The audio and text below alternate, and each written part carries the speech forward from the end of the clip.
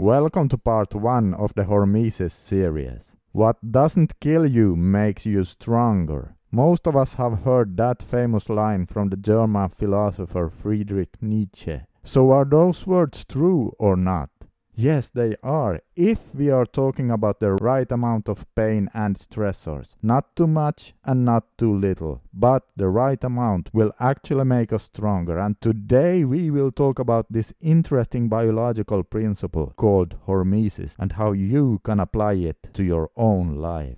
Hey, it's Scandinavian Bob here. This channel is all about becoming the strongest version of yourself by using interesting biological hacks, discovering smart self-improvement strategies, and by using psychological tricks. So consider subscribing, click on the little bell icon, and let's get going. Hormesis is a biological phenomenon that makes us gain beneficial effects like a stronger body, stronger mental health, improved stress tolerance, and just a better health in general by exposing us to some short form of painful situation or stress in the right amount. To make it simple to understand, think of hormesis like the opposite to an addiction. I'm going to explain something for you right now, but hold the following words in mind as we are going to come back to it soon. Hormesis is the opposite of instant gratification / addictions. Okay, great. So take for example person A who has developed an addiction to alcohol. Well, first in his teens he probably got a good buzz from just a couple of beers, but we all know that as time goes by, he will soon start needing more and more alcohol to get the same effect due to the tolerance effect.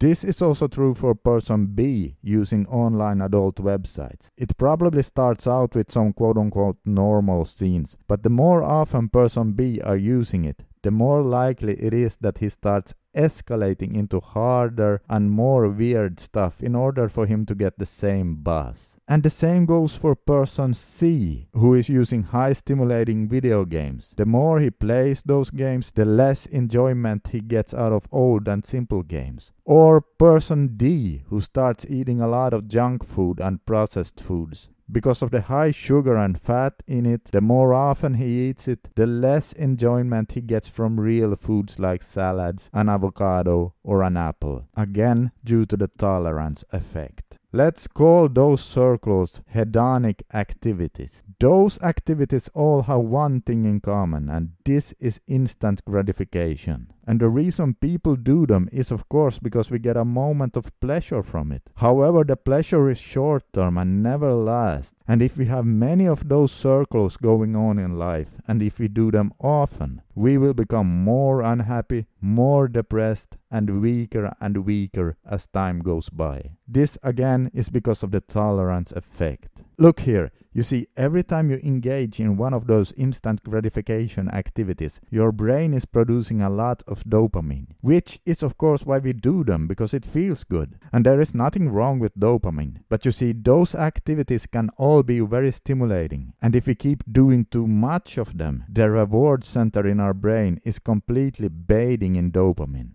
Now here's the deal. We also have these small things called dopamine receptors, and those are what sucks up the dopamine and makes us feel the pleasure. And listen to this, if we often keep doing those activities, the dopamine levels are so high that the brain goes, now there's too much dopamine here, I need to protect myself. And it does so by killing off a few of those small receptors, the ones who make us feel the dopamine. Well, now we are left with a reward center with less dopamine receptors, and it can take weeks to months before they grow back.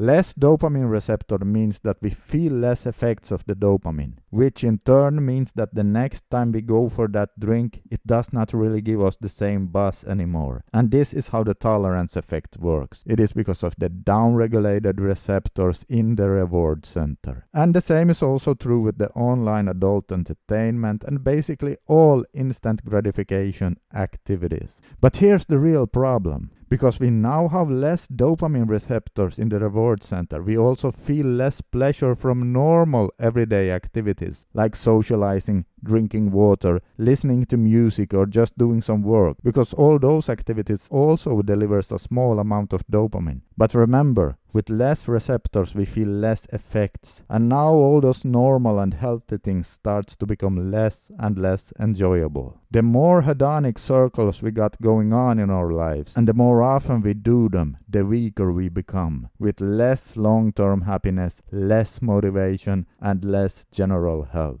The good thing though is that if we break those hedonic cycles, the dopamine receptors will grow back after some time. But now here comes the whole point of this video. Enter the hormesis concept. Remember when I said hormesis is the opposite to those hedonic circles. So instead of drinking alcohol and feeling pleasure in the moment, followed by feeling awful after you are done, with hormesis you do something that is uncomfortable or stressful while you are doing it, but then you get this long-term happiness and pleasure and you feel great after it's done. You see, hormesis upregulates the dopamine receptors, so it is indeed the opposite of those hedonic circles in a biological way as well. Now, we are often taught that stress and pain is bad for us, but in the right amount it actually makes us stronger, healthier, with long-term happiness and more drive.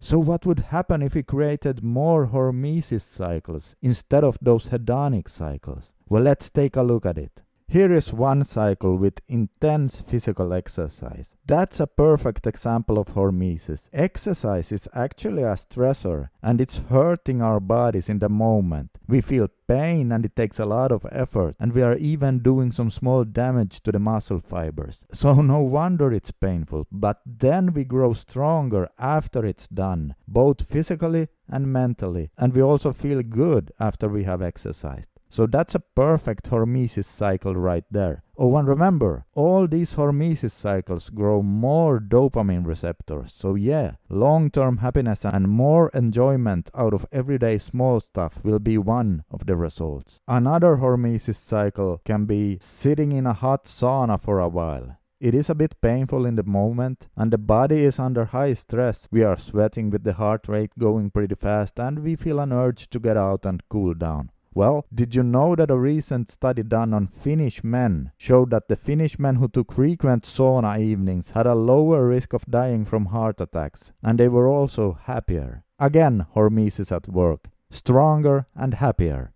Great combination. And another hormesis cycle is intermittent fasting. It can be painful to go without food for several hours if you are hungry, but this also upregulates your dopamine receptors, and in addition your body starts to get rid of bad cells through a process called autophagy, which means self-eating. So we get upregulated dopamine receptors, the body gets rid of bad cells, but then what happens? Well, after the bad cells are gone and we start eating again, the body replaces them with new cells. So we basically get better and stronger. Hormesis at work again. Now there are a lot more ways of creating those interesting hormesis cycles, and in part 2 I will continue talking about this, and that video will also be important because remember, hormesis is a stress, and too much stress is not good after all and can hurt us. You see, all stress counts and can build up, so we have to take into account how much stress we already have in our lives. So wouldn't it be great if there was a way of measuring the results from doing those hormesis cycles? Some clever little device that gave us an exact number on how we are doing and how much we are growing stronger. Well, you know what? There is such a device, and I use it on a daily basis. There is an easy way to measure this, and in part 2 I will show you how I measure the results from my own hormesis cycles, using a device that tells me if I can keep pushing and do more of them, or if I should back off a bit to recover some more. It does this by measuring something called HRV, and this involves the two branches of the central nervous system, the parasympathetic and the sympathetic part, and how they cooperate with each other. But as I said, this will be in part 2, so stay tuned for that video, because it's something that is extremely useful and can make us so much stronger, happier, and mentally tougher. So more about those hormesis cycles in the next video. Alright, I hope you found this informative. This is Scandinavian Bob signing out for today. And as always, I wish you all the best in your journey to become the strongest version of yourself. And remember, as Winston Churchill used to say, if you're going through hell, keep going.